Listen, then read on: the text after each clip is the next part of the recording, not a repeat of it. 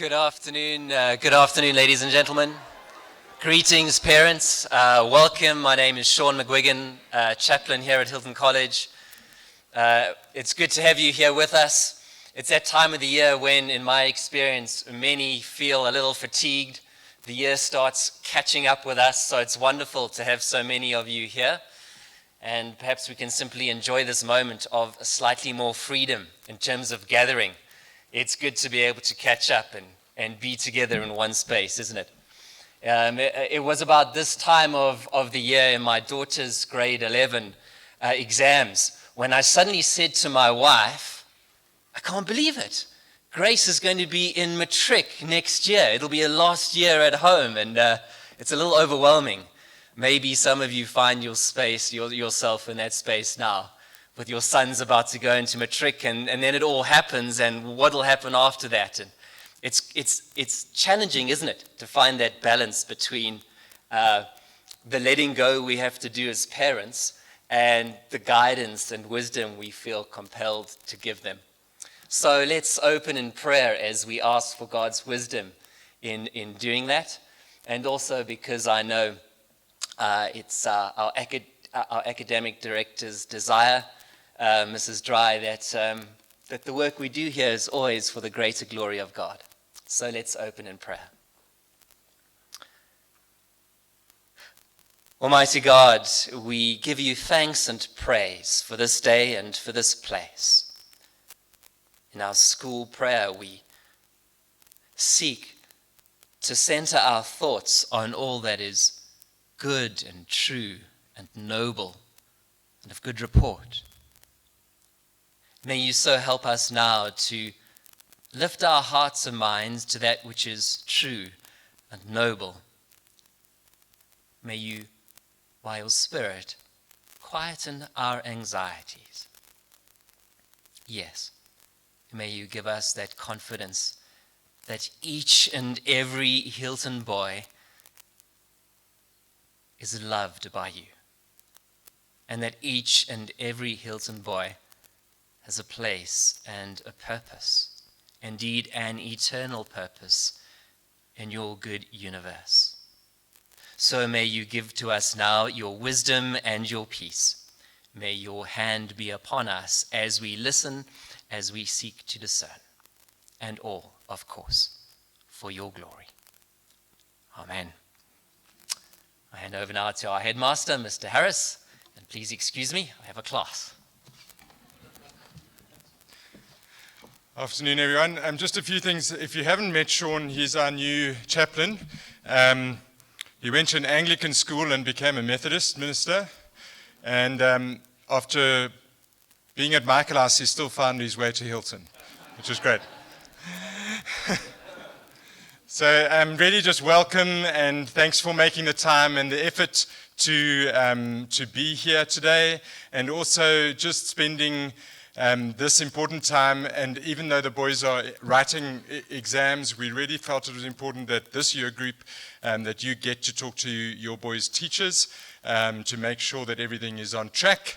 And I just really wanted to share one or two things. First of all, just to reaffirm the team that we have here in the academic space is a superb team. So when you spend time with your son's teacher, please remember that he or she is doing his or her best for your boy, and they're fantastic teachers. So we have no weak links in the system.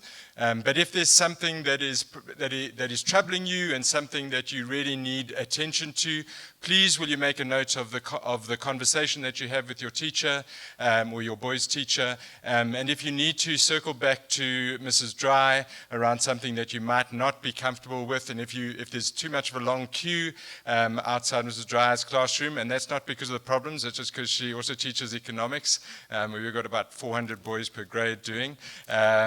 It's just important that we follow up and we make sure that we solve whatever issue may be there. And then just for me to just congratulate your group. This is the first year that we've started A-levels, And so it's been wonderful to have your group and those boys who have chosen it for whatever reason they have, for us to navigate that. There have been a few challenges as we've learned to work with two systems, and so there might be some things that you wonder, why is this like this and not like that? Remember, in any first year, we're going through some of those teething processes, but we'll get better at it, and Alexi will talk a little bit around that, just so that if there are issues in the A-level program, we can also address those. But thank you for being brave. Thanks. I'm glad that many of your boys have chosen that. We've got another cohort coming through next year, which also puts us in a slightly different position, because we'll have more boys on that pathway, and so we will have a sort of greater critical mass in terms of solving some of those issues. So thanks very much for making the time, and hopefully we'll have some fun tomorrow on the playing fields, whichever game your boy is playing in, and please come and participate. But just on that, we are allowed spectators, but we do have protocols that we have to follow, and so you will have seen a note come out on the app. We're not going to have big T's because we don't want a number of people at one space, in case just really to be clever around COVID. And then lastly, just as we go into next year, Komoto might touch on this, but when you're back here in January with your matric boy, we will have a prize giving at that time, because we couldn't fit it in during speech night. So please make every effort to be here as you drop your matric off next year. And then we will try, and I think Komoto will talk to it, to do that little thing called the matric dance next year, but it all depends on where we are with COVID. So just so that you know, it is in the planning, and really we just want your boy hopefully to have as normal a matric year as possible, given the last 2 years that have been quite disrupted. So I'm going to hand over to Mr. Motlagelwa, because he really looks after this area of the school, grade 10s to 12s. Mr. Motlagelwa.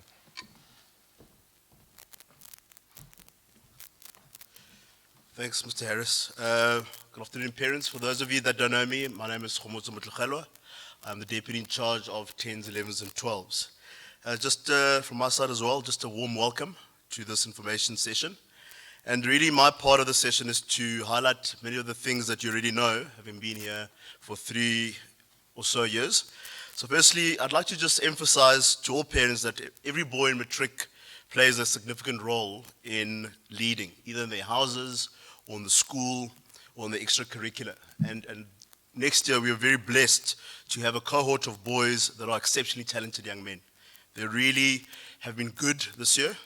Having worked with Mr. Look and Mr. Perrott and the housemasters, they've really done a fantastic job, and having worked with them on the leadership camp.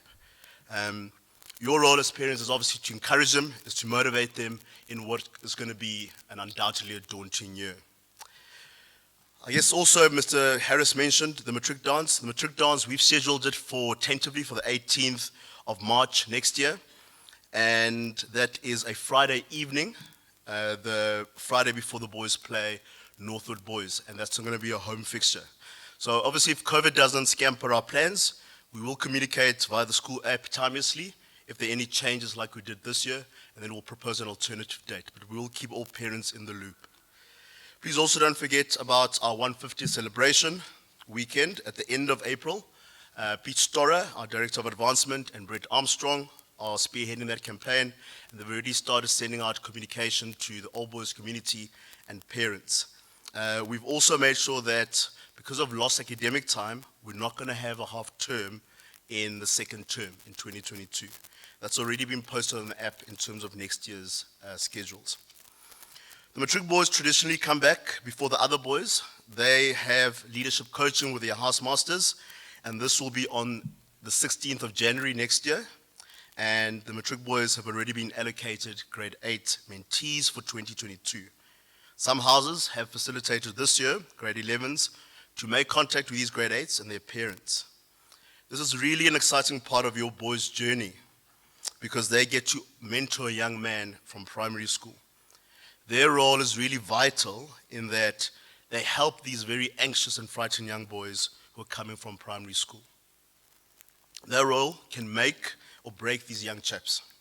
So please, as parents, have a conversation to your boys around the legacy they want to leave as matrics in the school, and also the molding and the role that they play potentially could be one that lasts a lifetime, built on trust and friendship, or as we know, it could be an experience that is traumatic and harmful to these grade 8s. So as parents, we urge you to have a chat to your sons around every single matric boy being allocated a grade 8 boy for next year.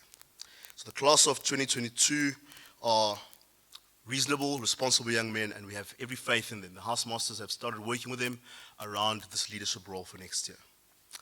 The dorm leaders and the matrics are also central in getting these boys to buy into the school ethos.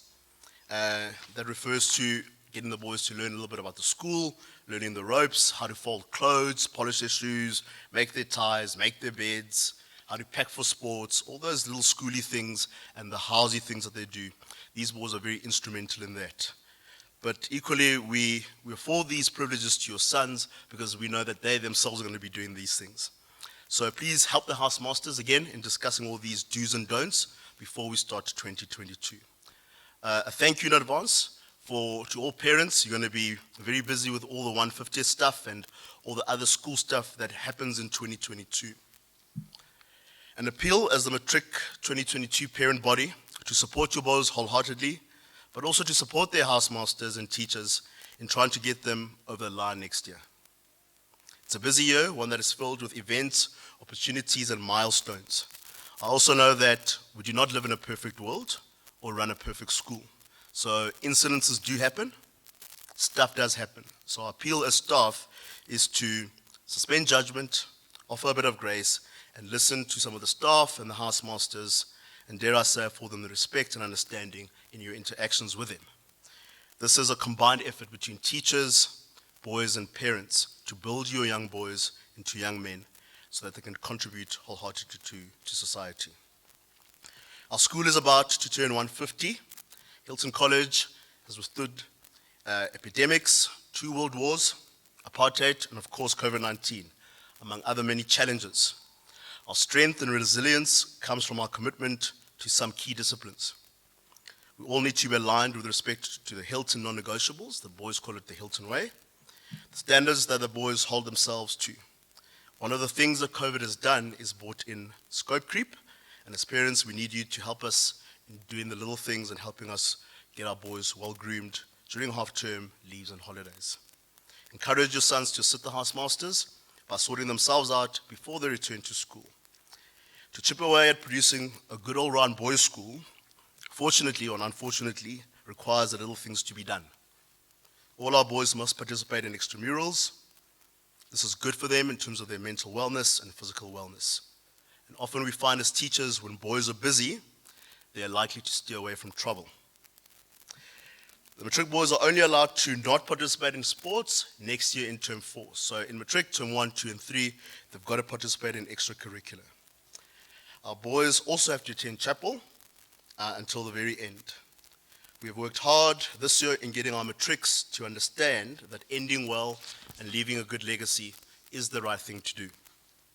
Their behavior on the last day of school can be fun and must be fun, but not destructive and hurtful.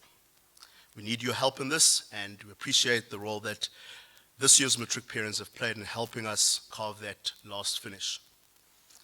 The final tie ceremony, which often happens on the last day of their IEB exam, end of year exam, is the induction into the Old Hiltonian Society. It's a sacred ceremony that your boys will be inducted as old boys. We want them to finish strong. We're fully in support of you and your sons, and our lines of communication are open. So I guess in concluding, I'd like to wish all of you as prospective 2020 matric parents all the very best in supporting your sons and supporting the school. Have a restful and blessed festive season, ready to start and working together with us to be ready for the year ahead. Thank you.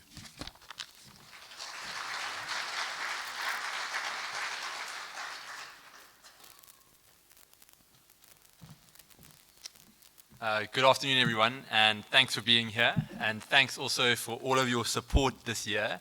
I'm really excited that there'll be boys taking A-levels as well as matric exams next year, and it's obviously a really big year for all of your sons academically. I just wanted to say a few words about the A-levels before I talk more broadly about international universities, and that kind of will pertain to more of the people in the audience today. But briefly, I'd say boys across both pathways have benefited from the introduction of the A-levels, teaching resources, teaching approaches, boys learning approaches in the houses. All of these new ways of doing and learning have been positive for boys across both pathways. And I think there have been lessons learned really valuably in the academic space in this regard.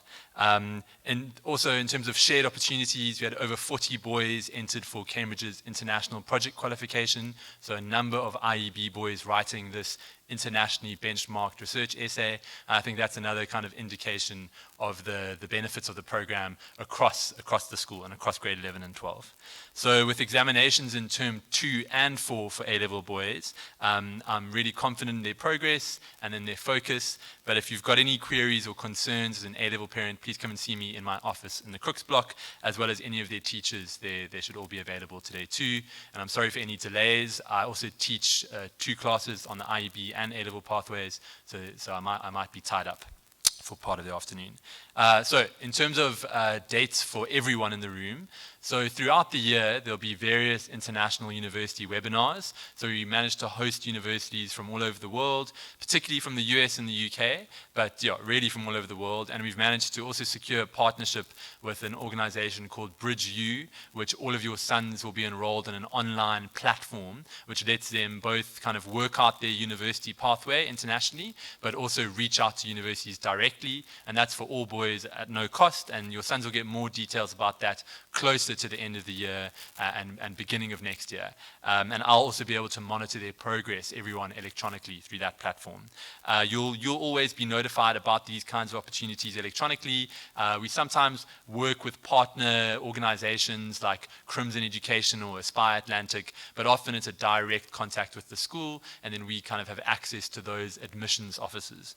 In terms of SATs for US college applications in particular, these are being held at Hilton in March, May, August, and October next year, and you can register for those through the College Board website. There are still a range of US universities that require them, even though there are many more now that are test optional. Some of the most competitive ones still require SATs or ACTs, and so it's worth exploring whether or not your son's intended college in the US requires those.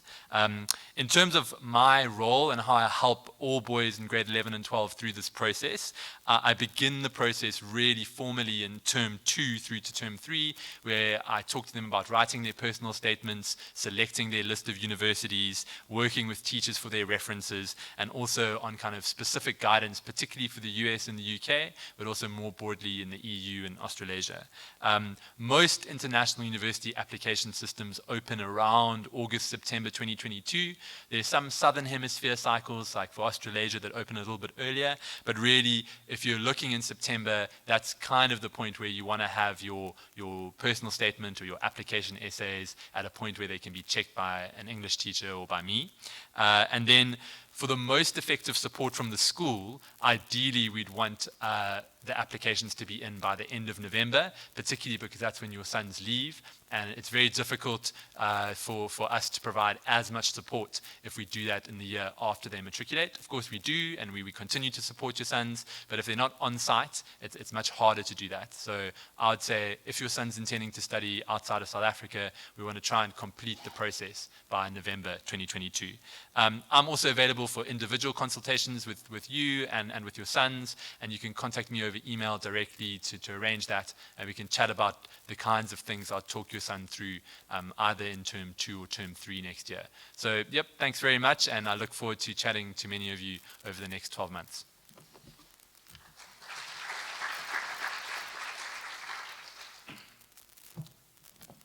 Okay, afternoon everybody.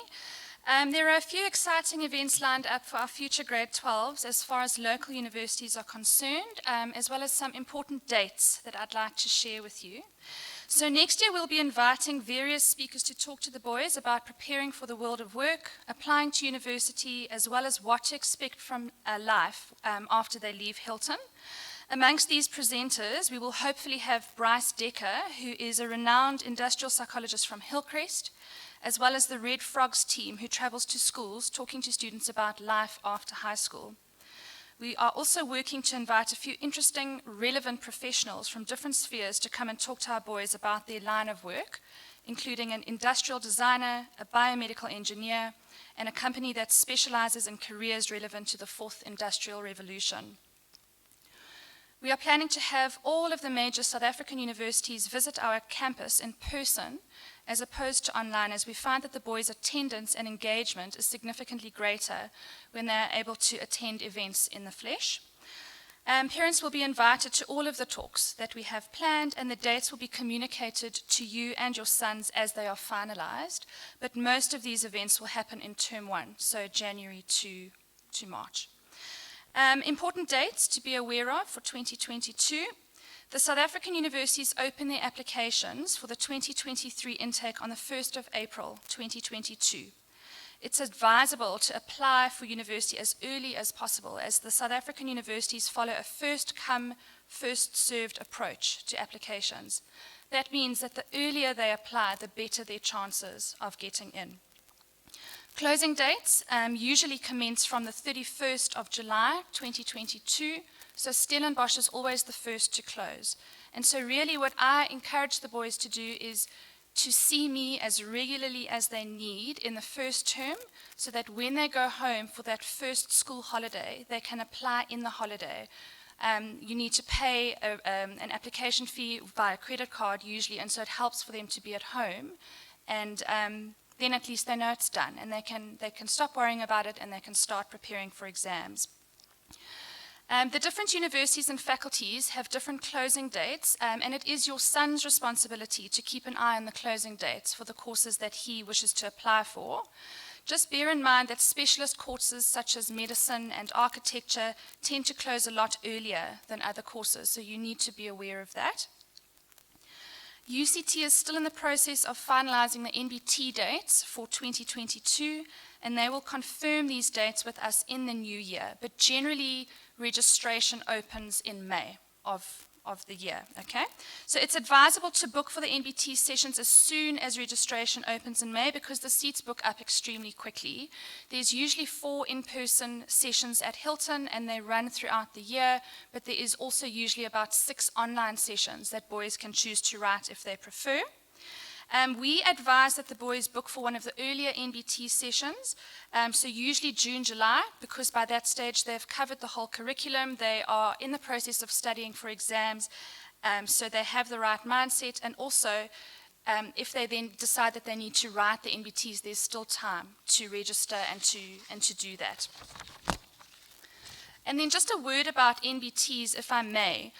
Although Hilton is an NBT test site, we have very little to do with the dates that UCT assigns to us. So they give us a range of dates, and we have to just find the ones that seem to be the most appropriate for us, but they're not always a good fit. They usually clash with something. So what I recommend is, if the NBTs are not a good fit for your boys, sometimes they fall in the middle of exams, sometimes they're on an important sporting day, it really is a very good option to write the online NBT. They can do it in my office. Sometimes there's a few of them and we set up a classroom. Sometimes they fall over a half-term break or a holiday, which means they can write them at home. And no preference is given to boys who do it in person or online. There's absolutely no difference. The other thing that you just need to be aware of is that no preference is given to Hilton boys wanting to write an NBT session on the Hilton College campus, because we do not manage the bookings.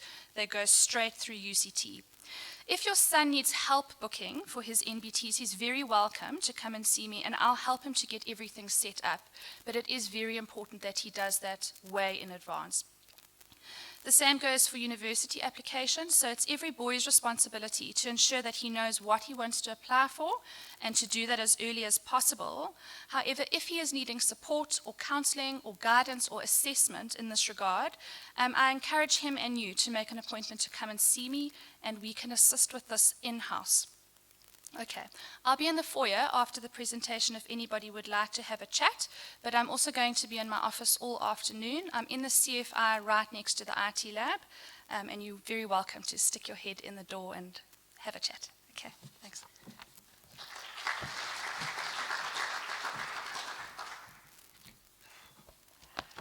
Good afternoon, everyone.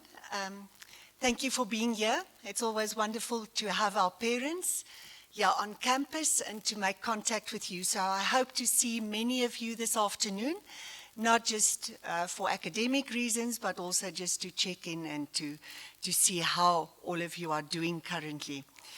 As we speak, our grade 11s have probably stepped into the dining hall because some of them have written EGD in history today, and you'll hear all about it when you meet them later in Crook Squad.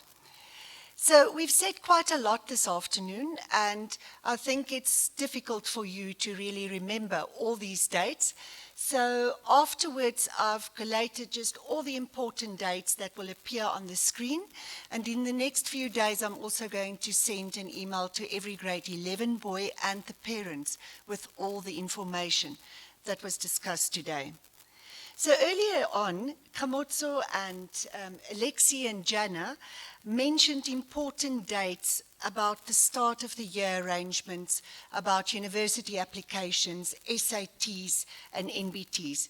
And all that I would like to do, because I've got exactly 1 minute left, all that I would like to do is to just point at a few academic aspects in a time frame perspective. So it's a rather dry note that I'm concluding with today. So firstly, please see that we get a copy of your son's identity document. We need it for external Umalusi moderation. Your son should have applied in the year he turned 16, but if that has not been done, please try and do so over the December and January holidays.